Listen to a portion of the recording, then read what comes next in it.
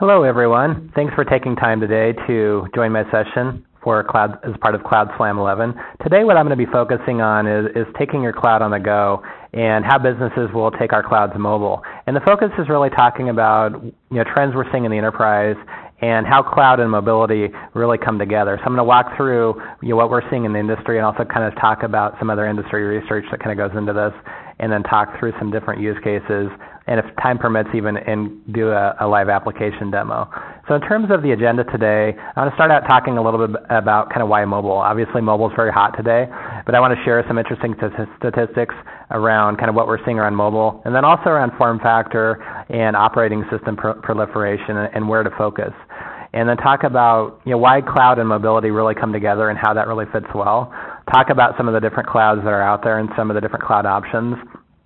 Talk about some use cases that we're seeing in kind of mobile device strategy. Do a live application demo, and then talk about kind of application distribution models. And then I also will save time at the end for Q&A. So if you do have any questions, feel free to type those into the WebEx, and then I will respond to those at the end of today's session. So just real briefly, I'm the CTO of Model Metrics. We're a cloud computing consulting firm focused on taking the cloud to the enterprise. And we also do a lot of mobile work. So one of our key focus areas is mobile expertise, so taking cloud to different mobile devices and developing custom mobile applications for the enterprise. So why is mobile so important? What we're really seeing is that today the mobile workforce is increasingly important, and people are more and more mobile. Obviously people have been working from home for a while, but business travel is picking up, and more people want to have access to their information wherever they are. And there's some new form factors that have really revolutionized corporations. Namely, the iPad has really led the charge, and the Android tablets, and now the Playbook launched yesterday, is going to start making a difference as well. And these new form factors really are different. It's not just a larger smartphone. It's not just really replacing a laptop.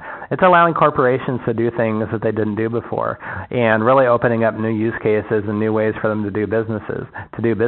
And corporations are really seeing this as being a very large change in the way they're doing business, and really allowing them to drive a lot more efficiency, have more visibility into what employees are doing, and allow employees to work much more efficiently. And the other trend that's really happening too is the wall between kind of personal and business, especially when it comes to a mobile device, is really eroding. And we'll kind of talk about what we're seeing in terms of some of those market share and some of those statistics around how that wall between personal and business is really changing. So the first question, why mobile? I think what's kind of exciting, if you look at what Juniper Research is saying, is this is going to be a $9.5 billion industry by 2014. And recently I've seen some statistics that say it could even be larger. So really this convergence of mobile and cloud really is the next big thing. Obviously cloud has been kind of leading the charge over the last several years. Mobile is a very high priority among CIOs, and I think those two are really coming together. And what I'm going to walk through today is kind of why the two really fit well, and talk about some different use cases of how the two can really converge. Here's a statistic from Morgan Stanley that was put out late in 2009, just kind of talking about the proliferation of smartphones and how smartphone device shipments were really going to very quickly outstrip what's happening around the desktop and notebook PCs. And obviously, this trend has kind of fallen along this direction, and the PC market's not dying, but it's not growing either. So what's really happening is all the growth, and more people are trying to shift their mobile workforce and even their day-to-day lives, and asking, can I live on my iPad, or can I live on my iPhone or my Droid or my Zoom and not use my PC as much? And I think this is really happening. And if you look at what's happening specifically around tablets, tablet adoption with the enterprise has really taken off. Morgan Stanley says that this is the fastest ramping mobile device ever. And what's kind of amazing is tablets really just came on the scene last year with the iPad. Obviously Windows tablets have been around for a while, but those have struggled in terms of adoption with the user interface, using a stylus. And although you could do a lot of interesting things with the Windows tablet, the operating system and the device just wasn't really optimized for touch like the iPad and the newer Android tablets are really designed for. So last year, it was about a third of industries were really either using a tablet or had provided one to their employee base. And what we're really seeing for this year is over 2/3 of companies are either providing an iPad or a tablet to their industry or to their employees, or allowing people to bring their own. And that's obviously a large question around mobile too, is employee-owned versus employee-owned, and we'll talk about that a little bit as well. But I think what's kind of amazing is how quickly tablets are really coming into the enterprise, and I think smart CIOs are really getting in front of this and looking at how can we get ahead of this and really make this a win for IT. So rather than having IT say no and trying to block this trend, which is happening, it's all part of that consumerization of IT. I think smart CIOs are getting in front of this and really getting the business excited by providing a win, and if they can find the funding, providing an iPad or a tablet to their employee base. And if they can do that ahead of time, it can also really help her with standardization if they're picking one or two tablets that they want to support and standardize their applications around. That's another great reason to get in front of the tablet adoption. And if you look at what's happening out there, these are all kind of public case studies, but over 65% of the Fortune 100 are using iPads. Abbott's using them for a lot of interesting things. Hyatt, more and more, if you go to a restaurant, Maitre D's are using an iPad to actually track seating. Best Buy recently announced that all of their store associates are actually going to be carrying around iPads and using that for point-of-sale activities and product information activities. We're also seeing a lot of work within medical device companies to do order entry or show content on an iPad, and that's one of the case studies I'll talk about towards the end of my presentation. But this is really happening, and even the largest corporations are actually diving into this. So this isn't just the startups or the leading companies. These are some of the big old school companies are really adopting the iPad and other tablets and seeing dramatic results from doing this. So what really has happened over the last few years is, a couple of years ago, what you would see within a traditional boardroom or a conference room is a lot of people would have two devices. They would have a BlackBerry device, which they would use for their corporate email. It's secured, it's on their corporate network, it has VPN capability.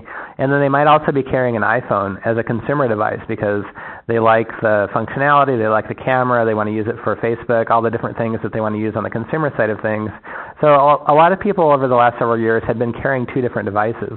And really what's happening is those things are really converging, and companies are really understanding that it's okay to have corporate email mixed in with the same device that has Angry Birds or has a Facebook application. And more companies are providing device management capabilities to allow corporations to manage just the business applications on that prosumer device. So they can wipe that corporate information but leave personal email or personal applications intact, if a device is lost, for example, or if an employee is terminated. So, the device market is really shrinking, and people are moving towards one device, and they want to use that device for both business and consumer. And the same thing's happening on the desktop side. So rather than using a laptop, more and more people are moving towards a tablet, whether it's an iPad or an Android tablet, and taking that home at night instead of their laptop, or if they're going on a business trip, taking their iPad with them rather than taking their laptop, which not only is lighter, but it really the tablet is a big change, and it's a big difference because it's instant on. You have 3G, you have capability to kind of do everything you want to. And the user interface is much more compelling, and you can also do some very interesting things on a tablet that you just can't do on a notebook. And what we've also found, looking at industry research, is using a tablet's a lot more friendly when you're in a business meeting, because with a laptop, there's kind of a wall between you and the person across the table. With a tablet, it's a much more friendly interaction. The tablet's laying flat. You're talking to that person. It's not like there's that wall between you. And depending on the application, a lot of times the content is so compelling, your customer or your prospect actually wants to take that tablet out of your hands and actually kind of play with that content and look at that application. So what we've really found is that gives people more time in front of prospects or customers and can really increase sales dramatically. So in terms of what's happening with operating systems, obviously, Apple has made a huge splash. They've come on very strong with the iPhone and now the iPad. In terms of operating system share in the U.S., and this is even happening somewhat globally, Apple is this yellow line. They've maintained probably about around a 25 to 30% market share with iOS. And RIM, which has always been the strongest leader, has been declining over the last couple of years as Apple and other smartphone makers have kind of taken some of their market share. And I think the real story here is Android is growing very quickly. Android came out of the scene not that long ago with only a couple different hardware providers. Now, obviously, they have a lot of handset providers, a lot of carriers, and Android has really grown. And I think the survey was done at the end of last year, and basically, it was all these three providers were kind of neck and neck between BlackBerry, iOS, and Android. Now obviously Android is a little bit ahead of even iOS, and that's even happening globally, and is starting to even take some of the market share away from Symbian in non-US countries as well. So Android is obviously coming on very strong. I know the question a lot of people are asking around Android is this only on the consumer side, is it on the business side?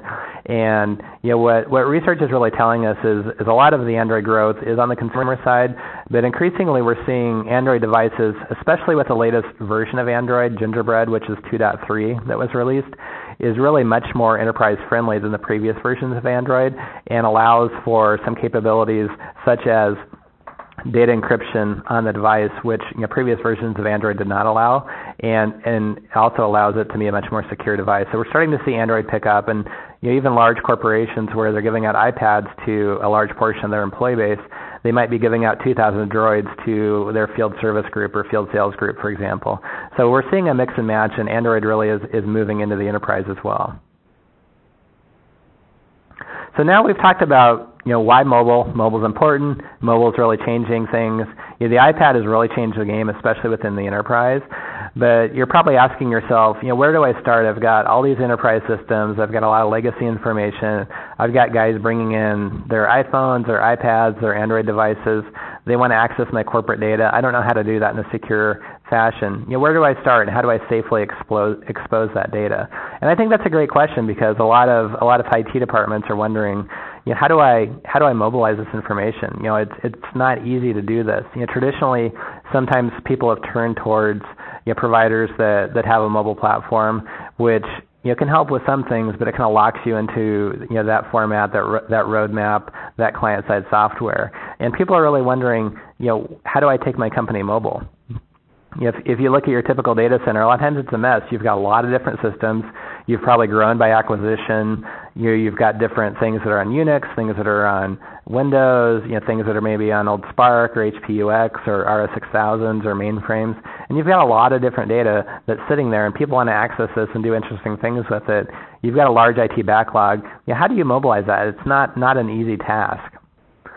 So this is where the cloud really enters the picture. So cloud computing is obviously a very hot term. I would say it's probably been a little bit overhyped by the industry, but the cloud computing really is a game changer. And I think one of the reasons some people think it's been overhyped is just it's been so popular. There's been a lot of cloud washing where everybody is claiming what they're doing as cloud, rebranding ASP as cloud, and so there's a lot of false cloud, a lot of different things out there that are claimed to be cloud. But what I wanted to point out is that cloud is something that's been predicted for a while. This is an interesting quote from John McCarthy back in 1961, just saying that computation might be someday organized as a public utility. So he really had this vision for what cloud computing is today, back in 1961. And if you look what's happened over cloud computing over the last 40 to 50 years, he made this prophecy. The term grid was coined. It was first defined in academic circles in the late 90s. Salesforce.com came on the scene in 99 along with Loud Cloud, and really kind of started what then was kind of called on-demand or software as a service, and was really a game changer and kind of groundbreaking very early, doing this in the late 90s. And then obviously Amazon was in the mix in the whole .com boom. And then what Amazon did, which I thought was very forward-thinking, in 2005 they founded Amazon Web Services and took all that knowledge and all that learning of how to create loosely coupled systems, planning for failure, planning for very dynamic growth and elasticity, and made that available to the developer community. And that has just really taken off. And obviously Salesforce.com has continued to innovate with Force.com. Google came on the scene with App Engine, Google Docs, other things. Gartner took a stand in 2008. And obviously, cloud computing is very hot. That's why you're here in Cloud Slam today and learning more about cloud. So cloud is really growing. But obviously, about cloud, it's hot. But why should you care about cloud computing when it comes to mobile? And really, in terms of kind of mobile and cloud, I think what's exciting about cloud computing and mobile is cloud computing can really help you save time. It can help you save money and really provide business value back to your end business users. And it can solve some of those enterprise problems that I talked about that are very hard to mobilize.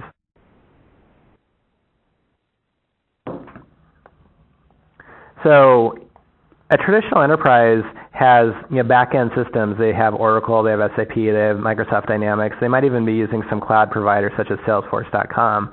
And the challenge with trying to mobilize all of these different traditional kind of back-end systems is you've got a lot of different devices out there. You have iPhones, you have Android devices, iPads, Zooms.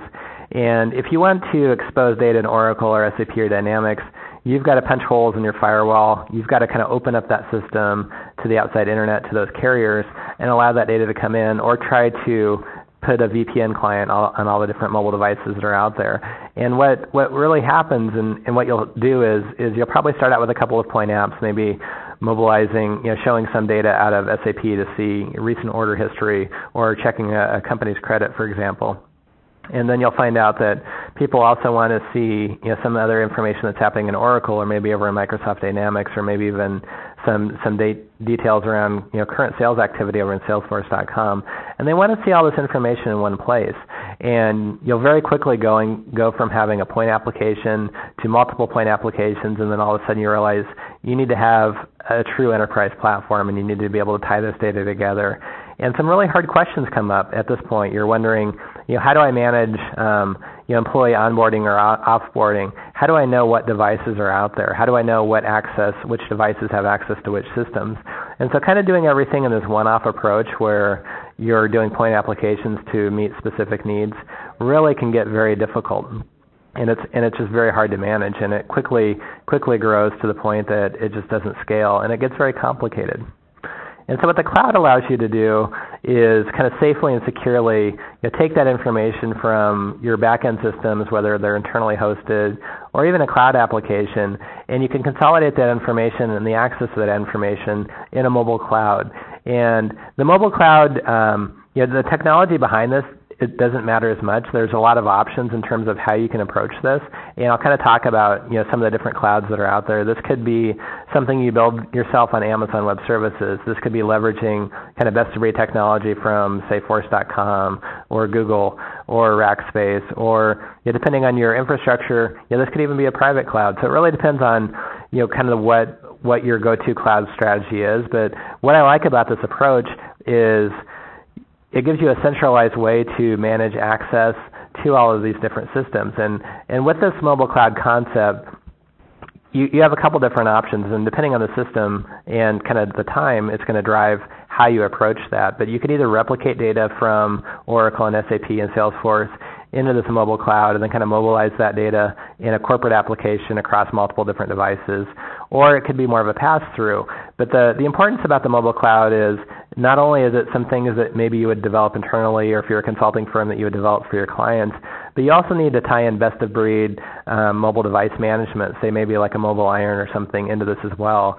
And then also identity management. So this should be tied into your Active Directory or your LDAP structure. Make sure that you've got single sign-on and SAML connections between all of these different systems so that you can securely manage and know, hey, if I've got Joe field rep there on this droid, he should have access to these three systems, and within that system, he should only be able to see this data in these accounts. And then if Joe is terminated or if his phone is lost, how do I remotely wipe that, or how do I know what he had access to? So those are the types of things that a mobile device management system can really help you with. And then the mobile cloud is really your orchestration layer, where you can basically pull all of that data from various backend systems together in one centralized place, and then you're only exposing that cloud to your different mobile devices, rather than having those mobile devices tied directly into those backend systems. So this vastly simplifies how you're mobilizing that data, and it really allows you to go in more of a phased approach so that you can kind of gradually move data from these systems and bring different applications online, or if you're focusing more on one large enterprise application, add use cases over time. So it allows you to have a much more agile approach in terms of how you mobilize that data. So let's talk about some of the different cloud options that are out there. I'm assuming most of you don't need the Cloud 101 speech, but really the cloud kind of goes all the way from software as a service, which is a Salesforce.com or say Google Apps, all the way down to infrastructure as a service, which is more of an Amazon Web Service or Rackspace. And then in the middle, you've got platform as a service, which is a newer model, and I think is really holds a lot of promise. The main leaders today in the platform as a service space are Force.com, Google App Engine, and then also Windows Azure. And Amazon's moved into this space a little bit as well with their Elastic Beanstalk offering that they launched, earlier this year. And what I think is nice about cloud computing is it's not different than what people have been doing forever. People have been trying to move towards more of a service-oriented architecture, I'd say probably over the last 10 years or so. And what cloud computing really does is extend that service-oriented architecture outside of a corporation's data center and allows you to have elasticity, cloud bursting, and really what most corporations really need to do is kind of mix and match various clouds to meet their business needs. So maybe they need to use Salesforce.com for Salesforce automation and their Service Cloud for for their customer service and call center, but then maybe they want to do some number crunching, so maybe they want to spin up 1,000 servers at night over at Amazon to actually kind of chew through that data and do some analytics and what-if analysis, and then use Google Analytics or use Google Apps for collaboration. So there's a lot of different ways you can pull different clouds together to kind of have a best-of-breed solution. But in terms of building out that mobile cloud, the main areas that I'm going to focus on are either leveraging kind of what's out of the box with a software as a service offering such as a Salesforce.com and a Force.com, or building something on your own with either a PaaS or an infrastructure as a service offering. So when you're looking at how do you do a cloud application and want to mobilize that, you really have two paths. So the first path on the left is using what I would call an out-of-the-box mobile application from a software as a service provider such as a Salesforce.com.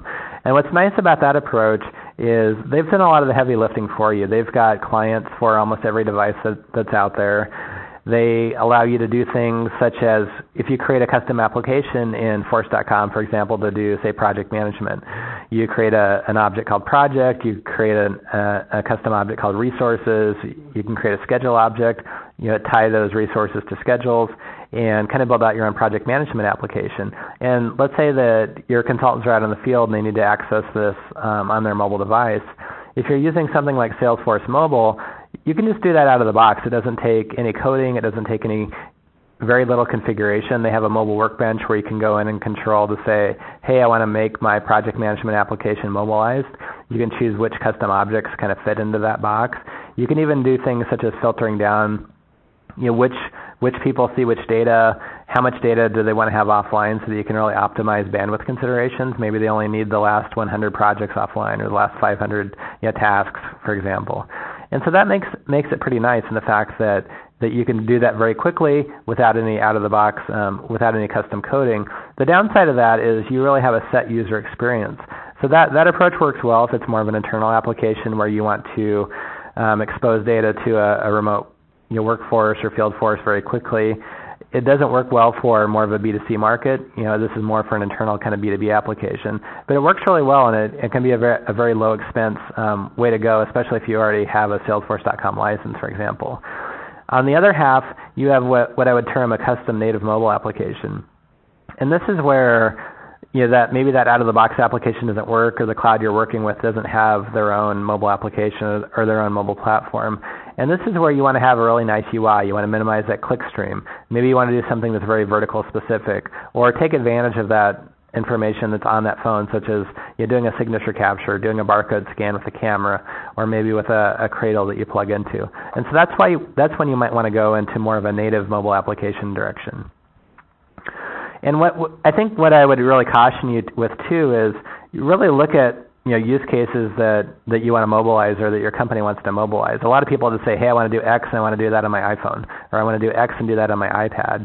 What I think you really need to do is take a step back. You don't want to just mobilize a bad business process. You really want to see, will this truly be a game changer? Will this add value? Or is it just kind of doing what I'm doing today but on my mobile device? I think it's much better if you can really look at taking advantage of what that device can do rather than just trying to take an existing business process and move that over to an iPhone, for example.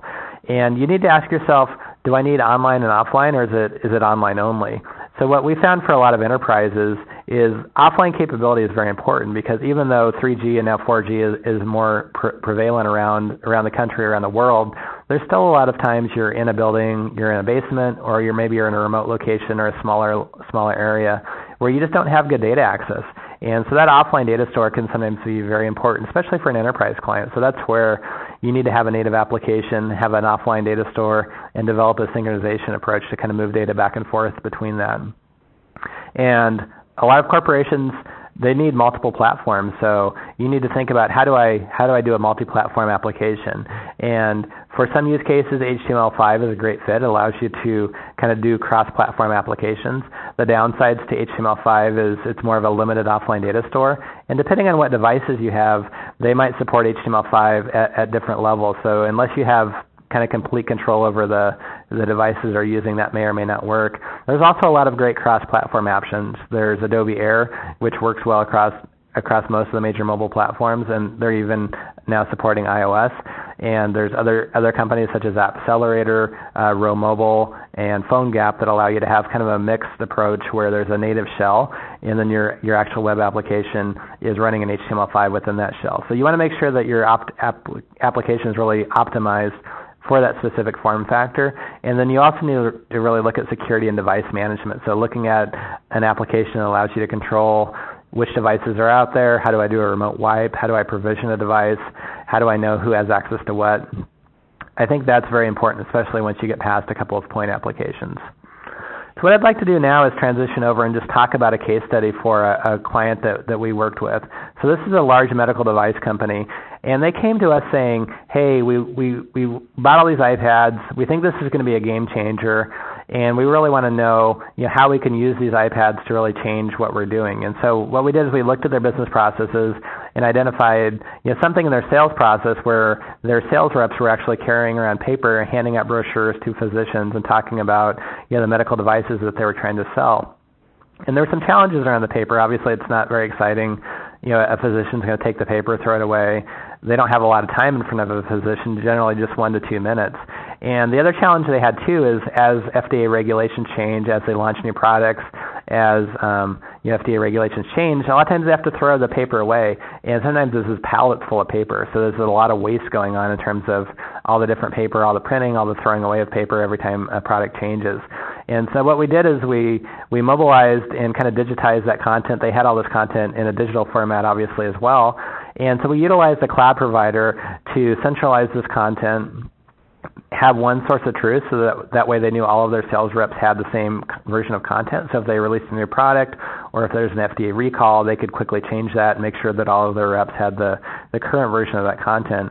And what was amazing is, this did save a lot of money in paper costs, over $500,000 a year U.S. in terms of saving on paper costs, but it rolled out to over 1,000 reps. Very successful project. It was about a 2-month project. And what we were really excited about is it helped them generate $5 million in additional sales in the first 6 weeks because they went from having 2 minutes with a physician to having about 5 minutes with a physician, and were able to identify more opportunities and really generate several large sales that they felt they wouldn't have been able to do if they didn't actually have this application. Because having something on an iPad with a really nice user interface like this is very compelling, and it actually makes the physician or your customer want to take that out of your hands and play with it.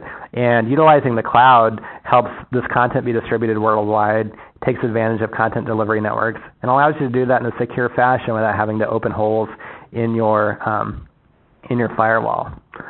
So let's go ahead and do a quick demonstration of this application. Then I'll talk a little bit about application distribution, and then I'll open up the floor to questions.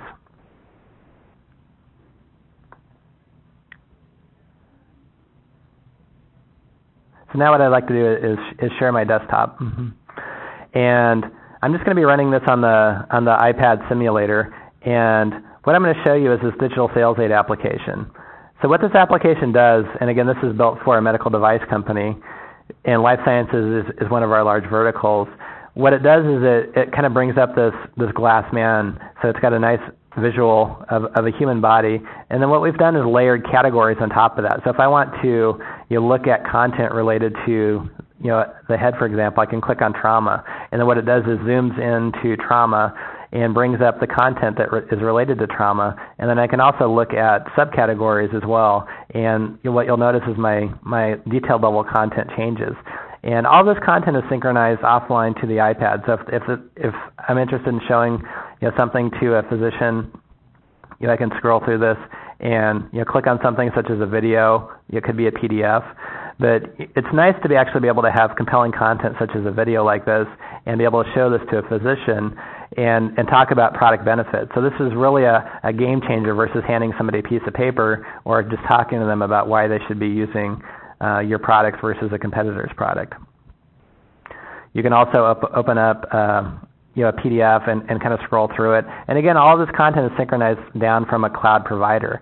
And if my prospect or my customer is very interested in this, I can also go ahead and send them an email version of this, so I can look them up. So this would synchronize to my back-end CRM system, such as a Salesforce. And just click email selected, and then I can go ahead and send this content directly to my contact as an email.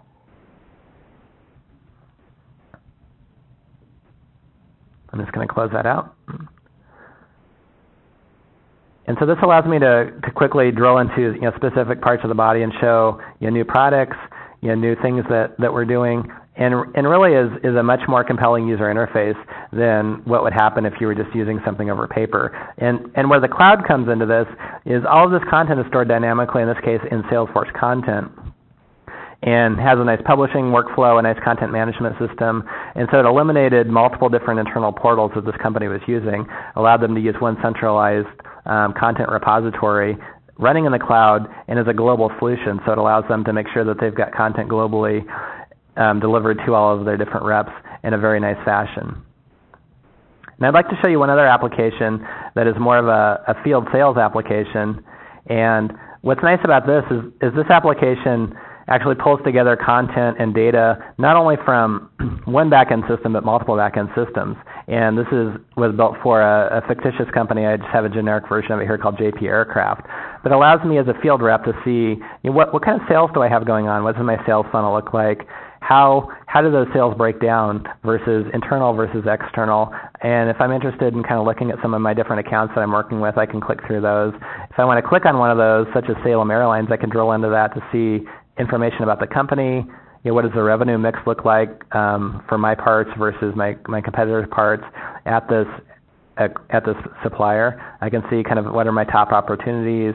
Kind of walk through all those. Look at what are some of the different part sales opportunities I have at this account, and allows me to just kind of look at all this information very quickly. I can also see what equipment of mine does this customer have. What does their fleet look like, and I can scroll through and see the different types of airplanes that I'm selling, and I can drill into one of these specifically. Look at the fighters, and then drill in and actually see where is that airplane sitting. And what's nice about this is we're using the cloud on the back end to pull together data from SAP and Oracle and other internal systems, and pulling that together in a nice way that allows all of this content to be shown directly on a device such as an iPad. So now I'm just going to flip back over to my presentation and share my presentation.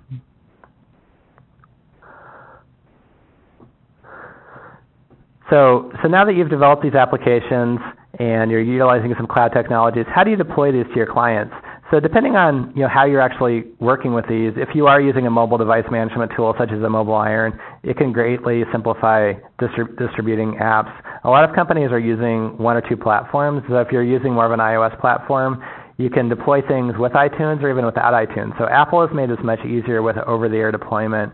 When you compile an application for Apple, for example, you can compile it with a distribution certificate, or you can compile it with an enterprise certificate. What the enterprise certificate allows you to do is actually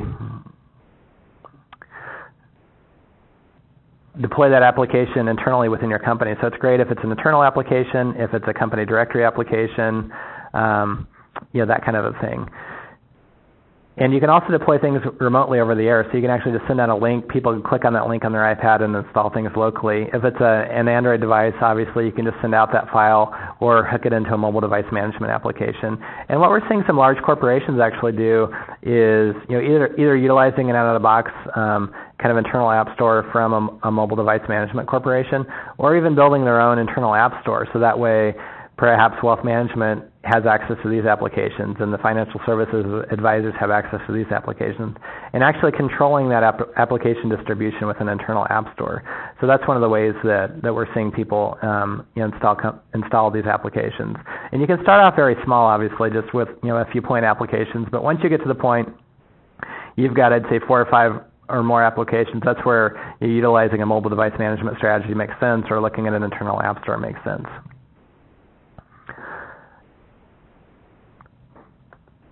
So that concludes the content that I wanted to provide for you. So what I'd like to do now is open up everything to the floor, and I'd like to take some questions. So if you have any questions, feel free to type those into the WebEx, and I'll kind of go ahead and walk through any questions that you might have.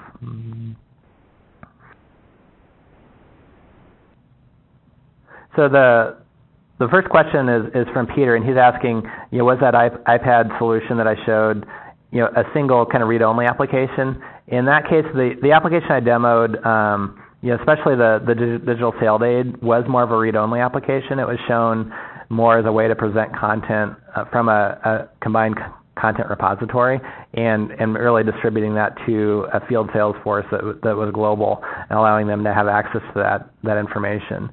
And the JP Airlines one, I didn't kind of go into the edit screens. I just kind of did a quick overview. But if you wanted to, you could actually go in and update some of that information. A lot of it's read-only because it's actually sourced from an ERP system such as SAP or Oracle. So the application is designed in such a way that you wouldn't want to update that information. But you can do things such as call reporting, updating your opportunity information, taking notes about what actually happened when you're visiting with that customer. So that application is also a two-way application. I just kind of showed the first section of it. And again, if you have any questions, feel free just to go ahead and type those into the chat portion.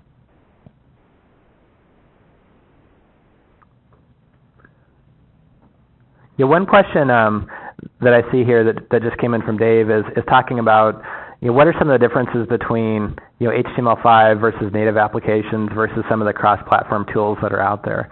And I think that's a great question, because that's something that you really have to look at is what devices do you want to roll this solution out to, and which technology really is the best fit for that form factor, that operating system, and that device. And generally moving towards more of a cross-platform approach is great, if time and kind of budget allows. There are certain trade-offs in terms of look and feel, and then also there might be some licensing considerations for a cross-platform solution, such as like an Appcelerator. Native applications are great because it's always going to be crisper, it's going to have a nicer interface, but you're going to have to rewrite that application for multiple different form factors. So it really depends on where that needle is for you between the desire for cross-platform versus having a really nice application that's very tight. So I think you have to kind of walk that line. The cross-platform ones kind of allow you to do a little bit of both, but you also have some trade-offs as well. So it really depends on which direction that you would like to go.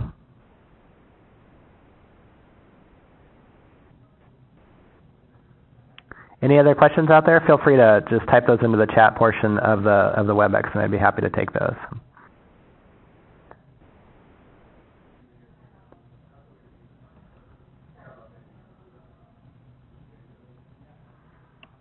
All right, I don't see. Let me click on Q&A again. So one question, another question from Peter is, do you see the iPad replacing the laptop? And I think for a large portion of users, it actually might. Just looking at what we're seeing across the industry, both within our company and also within all the enterprise companies that we work with, I think more and more people are wanting to actually use their iPad as their primary device. I think today there's certain use cases that it just isn't quite a good fit for, especially if you're doing a lot of content creation, like creating a presentation, creating a lot of Word documents, that kind of thing. But I would say it's probably kind of like the analogy of kind of what Google is trying to do around Google Docs versus Microsoft Office, is that 80-20 rule. I think if you can use your tablet for 80% of what you do, and then 20% of the time you actually go to your laptop to create a PowerPoint or write a very large Word doc or respond to an RFP or something, that's where I think the laptop and desktop's never going to go away. But I think for a lot of those lighter use cases, reading email, joining web meetings, you're reading documents, doing some light editing, some light presentations, I think that's where those new devices really make a lot of sense. And also running those internal applications where you're doing applications for like a consumer product goods company where previously their field force just had a BlackBerry, and so what they're actually doing is rolling out iPad 2s, and what they want to be able to do is use location services to track where that person is, what store they're at. When they walk into a store, use the camera to take a picture of a store shelf,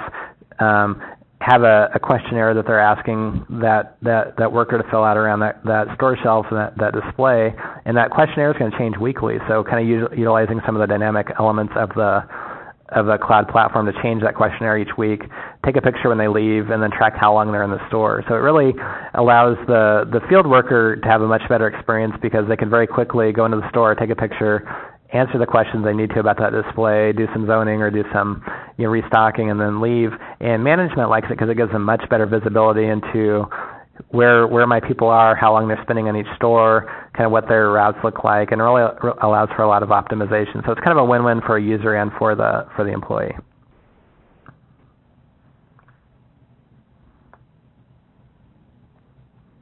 All right, any other questions out there?